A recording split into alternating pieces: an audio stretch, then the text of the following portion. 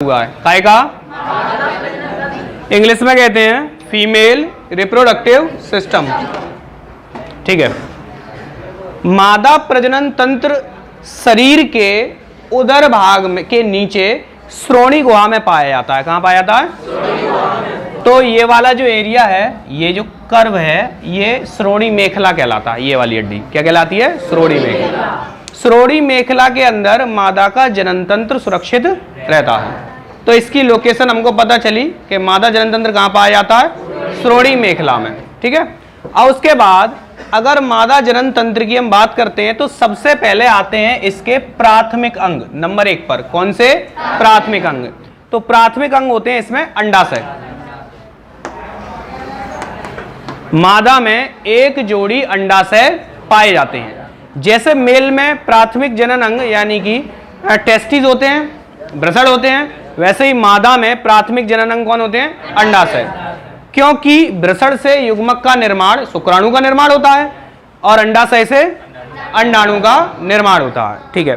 तो लोकेशन बताई जा रही है कि जो अंडाशय हैं वो गर्भाशय के पार्श्व में, पार्श्व का मतलब साइड से, किनारे से, इंग्लिश में कहते हैं लेटरल साइड। ठीक है। और फैलोपियन नलिका यानी कि अंडवाहिनी के नीचे की ओर स्थित होते हैं, जो संख्या में 2 होते हैं। ठीक है भाई। तो बताओ, जब हमने लिखवाया था अंडाशय का लंबाई और चौड़ाई क्लियर करा दी, इसका भार क्लियर करा दिया, कितना? 30 से 40 ग्राम। कितने सेंटीमीटर का होता है ये? 3 सेंटीमीटर का। 8 सेंटीमीटर योनि मार्ग को बताया गया था। ठीक है।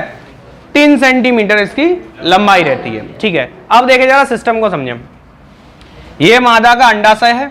ये प्रमुख अंग इसलिए है क्योंकि इससे अंडाणु का निर्माण होता है। तो नंबर 1 हमने इसको दिया सबसे पहले। बात समझ में आ गई? अंडाशय से जब अंडाणु का निर्माण होता है तो वो फैलोपियन ट्यूब में रिलीज कर दिया जाता है, यानी कि मुक्त कर दिया जाता है। और फैलोपियन ट्यूब को हिंदी में अंडवाहिनी कहते हैं। वाहिनी का मतलब किसी चीज को, किसी वस्तु को ले जाने वाला वाहन कहलाता है। तो वैसे ही अंडे को ले जाने वाली ये नलिका क्या कहलाती है? अंडवाहिनी। और इस अंडवाहिनी को इंग्लिश में फैलोपियन ट्यूब कहते हैं। ठीक है। अब फैलोपियन ट्यूब को भी 3 भागों में बांटा जाता है। ठीक है। पहला ये वाला भाग दिखाई दे रहा है, जिसको हमने नंबर 1 दिया है, इसको फिम्ब्रिएटेड कीप कहते हैं। और इसका काम क्या होता है? अंडाणु को ग्रहण करना। तो शॉर्ट में बता दे रहे हैं, फिम्ब्रिएटेड कीप। दूसरा मध्य भाग है और जो तीसरा भाग है उसको स्थमस कहते हैं। क्या कहते हैं? स्थमस। और स्थमस में ही निषेचन की क्रिया पूरी होती है। फिम्ब्रिएटेड कीप और स्थमस को जोड़ने का कार्य मध्य भाग करता है। तो एक फैलोपियन ट्यूब को कितने पार्ट में डिवाइड किया? 3। फिम्ब्रिएटेड कीप, मध्य भाग और स्थमस। ठीक है। अब जैसे ही फंक्शन इस साइड की अंडवाहिनी कर रही है, वैसे ही फंक्शन इस साइड की अंडवाहिनी करेगी। ठीक है भाई। अब उसके बाद आती है बारी गर्भाशय की। मादा का जो गर्भाशय है लगभग 7 से 8 सेंटीमीटर लंबा होता है और इसमें 3 परतें पाई जाती हैं। इसकी भित्ति में अगर हम इसको थोड़ा सा डिटेल में समझेंगे तो ये जो तुमको एक लेयर दिखाई दे रही है मोटी सी, ये पूरी, इसमें 3 परतें होती हैं। 1, 2 और 3। ठीक है भाई। पहली परत का नाम पेरिटोनियम, पेरिटोनियम। दूसरी परत का नाम मायोमीट्रियम और आखिरी परत का नाम एंडोमीट्रियम। ठीक है भाई। तो प्रति माह मेस्ट्रुअल साइकिल में जो परत बनती है वो एंडोमीट्रियम परत होती है। ठीक है। और फर्टिलाइजेशन ना होने की कंडीशन में, निषेचन ना होने की कंडीशन में यही एंडोमीट्रियम शरीर से बाहर निकल जाती है। तो प्रति माह गर्भाशय भ्रूण को धारण करने के लिए एंडोमीट्रियम का निर्माण करता है। ठीक है। मादा का जो गर्भाशय है वो बहुत ही फ्लेक्सिबल लचीला होता है और त्रिभुजाकार होता है। ये दिखाई दे रहा हमको, त्रिभुजाकार हो गया, ट्रायंगल शेप हो गया। किताबों में बताया है कि ये नाशपाती के आकार का होता है, तो नाशपाती के आकार का कह सकते हैं। अगर इसको हमने घुमा दिया, उल्टा कर दिया, तो ये नाशपाती की शेप को ले लेता है। गर्भाशय का मुख्य काम होता है कि निषेचित जो अंडाणु हुआ है उसका रोपण करता है, ये अंतरोपण, फिक्सेशन कर लेता है उसका, और गर्भ में पल रहे शिशु को न्यूट्रिशन देता है। गर्भ धारण करने और गर्भ को बनाए रखने की जिम्मेदारी गर्भाशय की होती है। गर्भाशय में 3 स्तर होते हैं, भूलेंगे नहीं हम। कितने? पहले का नाम, दूसरे का और तीसरे का एंडोमेट्रियम।